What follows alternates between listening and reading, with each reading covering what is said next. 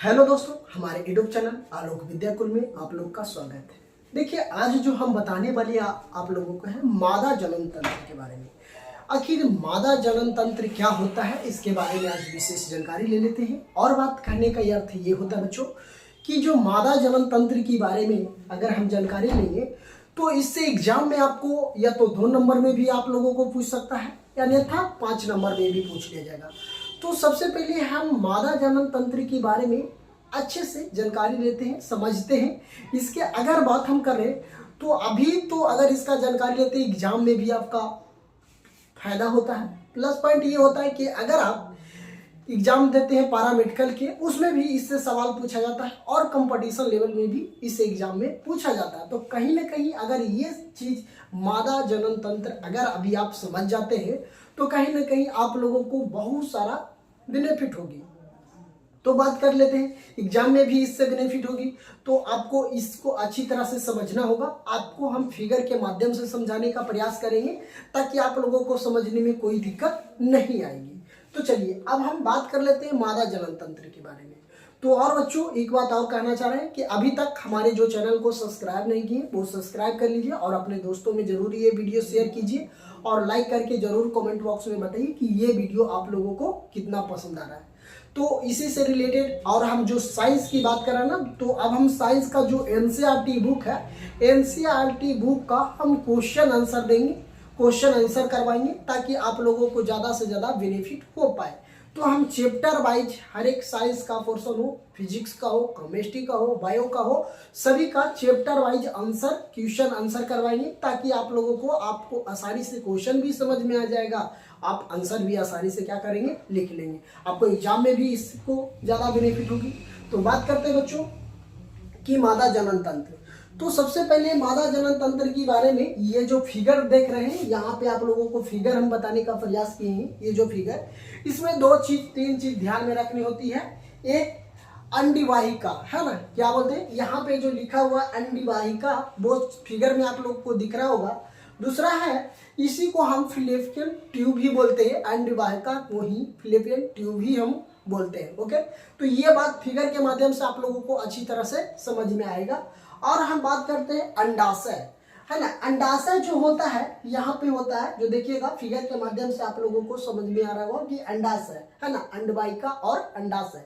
जो अंडवाहिका होता है उसी को हम क्या बोलते हैं, फॉलोपियन ट्यूब बोलते हैं। जो अंडाशय होता है वो अलग है। चलिए ठीक है, एक होता है गर्भाशय, है ना, गर्भाशय। तो यहाँ पे देखिए फिगर के माध्यम से आप लोग को दिख रहा होगा गर्भाशय। तो ये फिगर में ही ड्रॉ कर रहा है सारा चीज कि गर्भाशय कहाँ, अंडवाहिका कहाँ पे, अंडकोश कहाँ पे, ये सारे चीजें को आप लोगों को अंडाशय के बारे में भी जानकारी। और तीसरा होता है क्या कि हम समझ लेते हैं ग्रोथ, है ना, ग्रोथ भी इसमें दिख रहा होगा आपको। एक चीज और, योनि। जो योनि की बात हम करते हैं बच्चों, तो योनि भी आप लोगों को फिगर के माध्यम से दिख रहा होगा कि योनि कहाँ पे होता है, कैसा होता है, वो सारे चीज आप ये फिगर के माध्यम से देख रहे हैं। अब हम इसी को बारे में एक एक करके डिस्कशन करेंगे, समझेंगे कि ये आखिर गर्भाशय अंडाशय कैसा कार्य करता है, कैसे इसका काम होती है ना। तो इसी चीज के बारे में हम आप लोगों को विशेष जानकारी देंगे। तो आप जरूर ये फिगर के सबसे पहले समझ लेंगे। ये जो सारे चीज हमने फिगर को बताने का प्रयास किए हैं तो आप लोग को समझाने के लिए, तो ये फिगर भी आप अच्छी तरह से समझ जाएंगे। चलिए अब हम बात कर लेते हैं सबसे पहले मादा जनन तंत्र में अंडाशय, है ना, कि अंडाशय होता है क्या, अंडाशय से फायदा क्या होता है, अंडाशय होता है कहाँ पे, जो है ना, जो मादा जनन तंत्र होता है उसमें कहाँ पे अंडाशय होता है। तो जो अंडाशय के यहाँ पे देख रहे हैं, यहाँ फिगर के माध्यम से हम बता रहे हैं कि यहाँ पे जो दिख रहे हैं ये क्या है, अंडाशय है। तो अंडाशय कहाँ पे है, आप लोग को पता चल रही होगी कि अंडाशय कहाँ है ना। तो योनि जस्ट ये जो अंडवाहिका होता है, अंडवाहिका के जस्ट नीचे जो यहाँ पे एक कर देखिए, एक यहाँ से बना हुआ है, उसी को हम क्या बोलते हैं, अंडाशय बोलते हैं, है ना। तो जो यहाँ पे बना हुआ, इससे जो नीचे जो आ रहा है उसी को हम क्या बोलते हैं, अंडाशय बोलते हैं, है ना।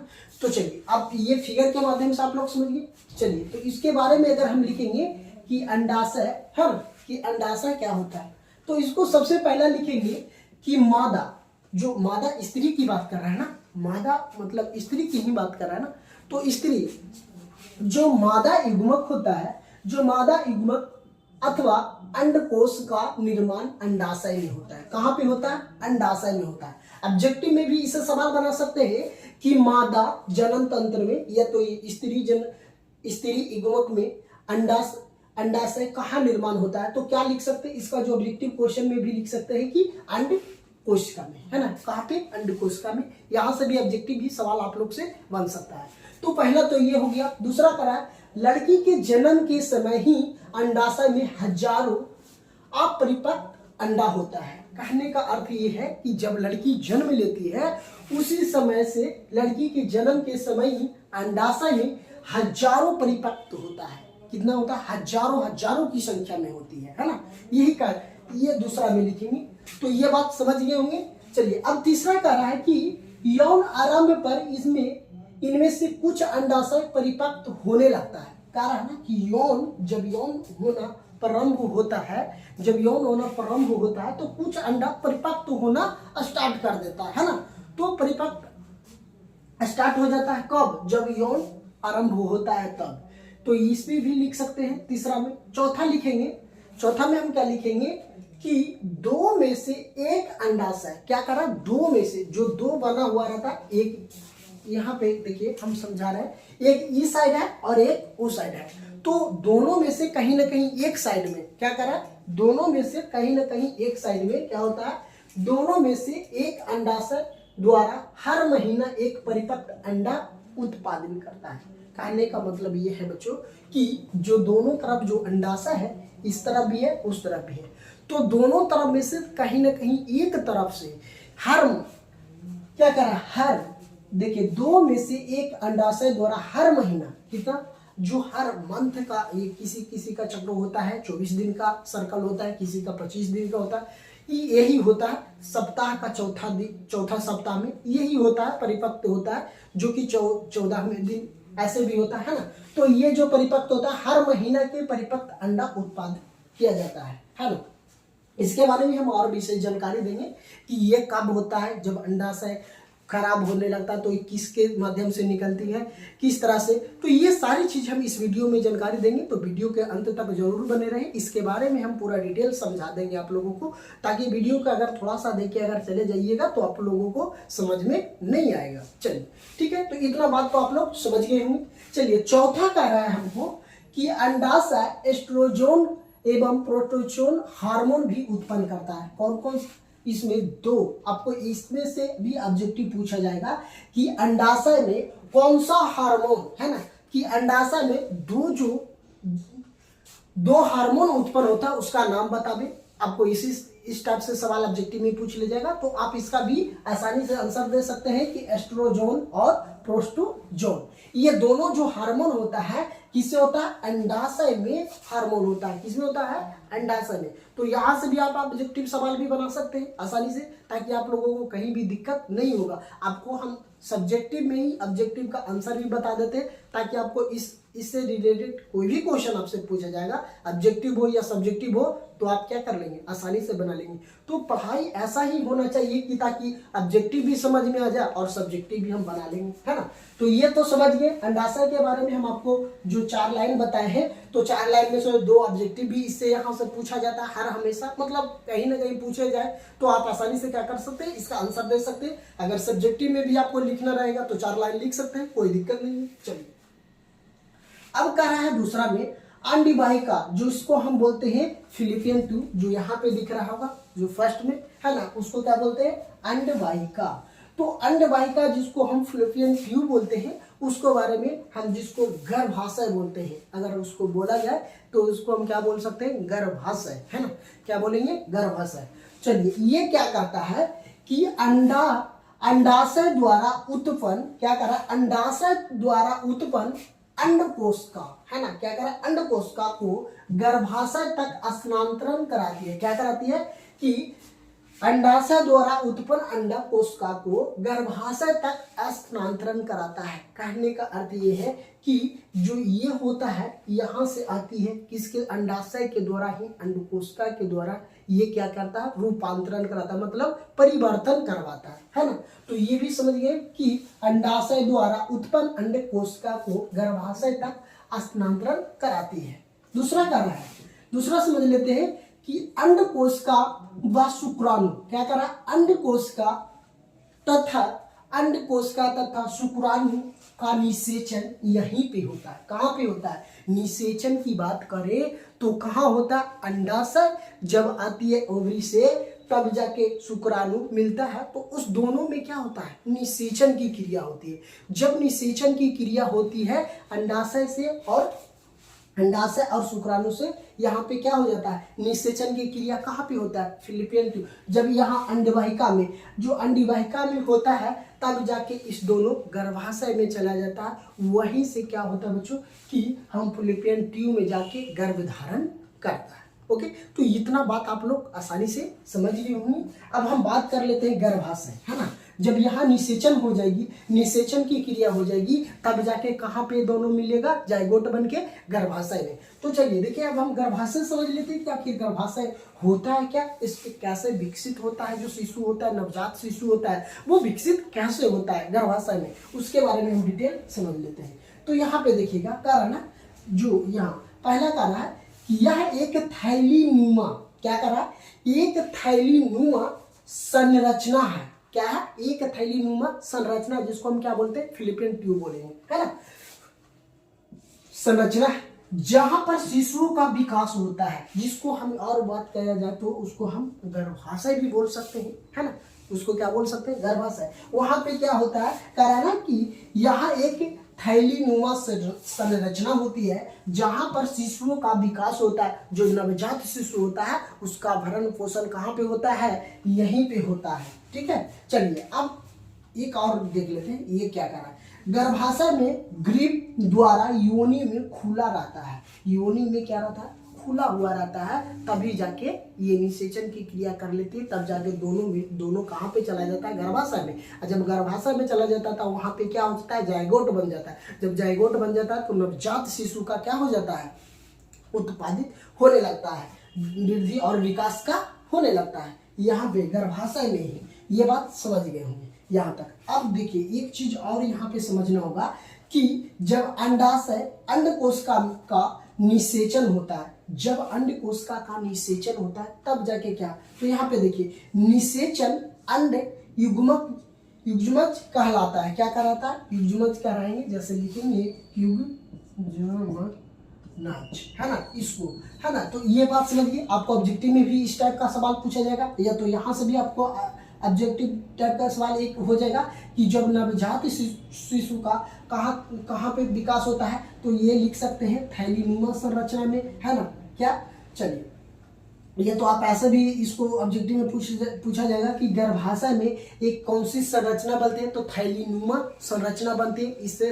इससे भी आपको ऑब्जेक्टिव एक आ जाएगा। चलिए अब कर रहा है, जो गर्भाशय में रोपण के पश्चात युग्मक में क्या होता है, विभाजन व विभेदन होता है तथा भ्रूण का निर्माण होने लगता है। इसको हम क्या बोले कि जो जाइगोट बोले, ये दोनों जाएगा, शुक्राणु अंडाणु और शुक्राणु जब जाइगोट बन जाएगा तो ये क्या हो जाएगा, भ्रूण का निर्माण कर देगा। क्या बन जाएगा, जाइगोट बन, जिसको भ्रूण बोलते हैं। जो दोनों क्या कर देता, नवजात शिशु का निर्माण करने लगता है। चलिए अब यहाँ पे लास्ट है मेरा, लास्ट इसमें से यही पे आपको सवाल इतना ही पूछेगा, इससे ज्यादा नहीं आपको। चलिए जब यहाँ पे देख लेते हैं कि जब अंडाशय का निषेचन नहीं होता है, अब बात हम करते हैं बच्चों कि अगर निषेचन नहीं हो, अगर बात हम कर ले, यहाँ की बात कर लेते हैं कि जो अंडकोश और शुक्राणु का दोनों का अगर निषेचन नहीं हो, है ना, तब जाके क्या होगा उसके बारे में। तो सबसे पहले तो यहाँ पे देखिए, हर महीने बात करते हैं जो सर्कल चलता है लड़की लोग का, वो उसके बारे में। तो देखिए कह रहा ना कि हर महीने गर्भाशय को खुद को निषेचित अंडा प्राप्त करने के लिए तैयार करता है। जो अंडाशय होता है, जो हर महीना, हम अभी ऊपर में ही आप लोगों को बता चुके हैं कि हर महीना जो अंडा का निर्माण करता है, कौन करता है अंडवाहिका करता है। ओके, तो यहाँ पे कह रहा है कि हर महीना गर्भाशय खुद को निषेचित अंडा प्राप्त करने के लिए तैयार करता है, जैसे कि तैयार करता है वो। उसके बाद दूसरा में कह रहा है कि गर्भाशय की भित्ति मसल एवं स्पंजिंग हो जाती है। क्या हो जाती है, एक्सपेंजिंग हो जाती है। यहाँ भ्रूण का विकास के लिए जरूरी है। ये क्या होता है कि भ्रूण में जो विकास होता है उसके लिए ये चीज क्या होता है, स्पॉन्जी जो बोलते हैं उसको जरूरी होता है। तीसरा कह रहा है यदि निषेचन नहीं होता है, अगर बाई चांस निषेचन की क्रिया नहीं होती है, फर्टिलाइजेशन नहीं होती है, तब क्या होता है, कह रहे यदि निषेचन नहीं होता है तो इस भीति को आवश्यकता नहीं रहती है। जब निषेचन नहीं होगी तो अंडा का जरूरत नहीं पड़ता है, तो वो क्या करता है, नहीं रहती है। अतः यह पद धीरे धीरे टूट कर क्या कर रहा है कि जब अंडा अगर दोनों में निषेचन की क्रिया नहीं होती है तो वो अंडा क्या करता है, धीरे धीरे टूट कर, है ना, धीरे धीरे टूट कर योनि मार्ग से क्या होता है, योनि मार्ग से रक्त एवं निष्कल के बाहर निकल जाता है, जिसको हम क्या बोलते हैं, अगर एमसी की बात करते हैं तो एमसी के रूप में क्या होता है बच्चों, बाहर निकल जाता है लड़की लोग का, है ना। इसी के बारे में हमसे पूछा गया था, है ना, कि यदि निषेचन नहीं होता है तो इस भीति की आवश्यकता नहीं होती है। जो अंडकोश में जो अंडा निर्माण होता है उसको बाहर निकल जाता है। किस तरह से, यह पदार्थ धीरे धीरे टूट कर योनि मार्ग से रक्त एवं सूजन के बाहर निकल जाता है। तो ये बात समझिए इस रूप में, तो जिसको हम सरकर बोलते हैं, जो 4 से 5 दिन का चलता है, उसी के रूप में एमसी जिसको हम बोल सकते हैं, उसी के रूप में ये क्या निकल जाता है, बाहर निकल जाता है। ओके, चलिए अब हम चौथा कर रहे हैं। यह चक्र लगभग, ये जो चक्र होता है, मतलब कोई स्त्री का कोई ये सवाल आप लोगों का होगा कि एक स्त्री का कितना दिन तक ये राजोधर्म चलता है ना, जो एमसी की बात करें कितना साल तक होता है, तो बात करें लगभग, अगर हम साइंस के अनुसार से मानते हैं तो ये आपको यह लगभग 1 महीना का समय लेता है, तथा इनमें ऋतुस्राव अथवा राजोधर्म का है, जिसको हम क्या बोले कि महीना की या तो चौथे सप्ताह में 4 से कम तो 2 से 3 दिन होनी चाहिए, तो 4 से 5 दिन, ये जो अगर अच्छा माना जाए तो 2 से 3 दिन या चौथा दिन ये होता है। ठीक है, यह चक्र जो होता है लगभग 1 महीने का समय लेता है। हर एक मंथ पे या मतलब जो भी राजोधर्म होता है वो आना चाहिए। ठीक है, अब एक चीज और यहाँ पे हम लिखे कि ये जो बताना चाह रहे थे बच्चों कि एक स्त्री को कितना उम्र तक राजोधर्म होनी चाहिए, एमसी आता है, वो बहुत सारे क्वेश्चन आप लोगों को मन में चला होगा कि ये कब कितना सालों तक होता है सर। तो ये जो देखिए बात समझिए, अगर साइंस के अनुसार कहा जाए तो कह रहा है कि 40 से 50 वर्ष की उम्र के बाद अंडाशय से अंडा का उत्पादन होना बंद हो जाता है। क्या हो जाता है, बंद हो जाता है। कब से, 40 से 50 वर्षों की उम्र के बाद। मतलब कहने का अर्थ ये है कि जिस महिला को 40 से 40, किसी का 40 वर्ष में समाप्त हो जाता है, किसी महिला को 50 वर्ष में बंद हो जाता है। कह रहा है कि 40 से 50 वर्ष की उम्र के बाद अंडाशय से अंडा का उत्पादन होना क्या हो जाता है, बंद हो जाता है। फलस्वरूप राजोधर्म बंद हो जाती है, जिसे हमें राजोवृत्ति कहते हैं। इसी को हम क्या, राजोधर्म को ही ना हम बोलते हैं एमसी, है ना। तो ये क्या होता है, अब तो ये बात आप लोगों को समझ में आ गया होगा कि ये जो सवाल मादा जनन तंत्र के बारे में अगर पूछा जाए तो आप कहीं भी नहीं फंसेंगे। ऑब्जेक्टिव सवाल भी आपको यहाँ से बनेगा, जो भी ऑब्जेक्टिव यहाँ से बन रहा है वो हम उसके बारे में भी डिटेल चर्चा कर चुके हैं, ताकि आपको ऑब्जेक्टिव यहाँ से आपको एक भी सवाल नहीं छूट पाएगा। तो आई होप ये वीडियो आप लोगों को पसंद आया होगा। अगर वीडियो पसंद आया होगा तो चैनल पे नए हैं तो हमारे चैनल को जरूर सब्सक्राइब कीजिए और अपने दोस्तों में जरूर ये वीडियो शेयर कीजिए, ताकि जो भी बच्चा अभी तक हमारे चैनल से नहीं जुड़ पाए हैं उनको जरूर जुड़ने का प्रयास कीजिए। तो थैंक यू दोस्तों, फिर मिलते हैं आप लोगों के बीच नए कक्षा में। अब इस बार लाएंगे मादा नर जनन तंत्र के बारे में हम आप लोगों को बताएंगे।